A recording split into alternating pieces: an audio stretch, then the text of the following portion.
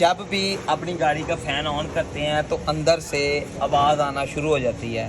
तो क्या मामला होता है ये दिखाते हैं जी आपको। इस गाड़ी का मैंने ब्लोअर खोला है जी, ये ब्लोअर खोला है तो इसके अंदर ये कचरा चेक करें। ये कचरे की आवाज़ आपकी गाड़ी के अंदर आती है जो कि आपको नाकाबिले बर्दाश्त होती है। तो इस तरह एसी की सर्विस करवाएं, ये सारा कचरा निकल जाएगा और आपकी गाड़ी के अंदर साउंड बैड साउंड नहीं आएगा। अचीव ऑटो केयर ये फेलेक्शन।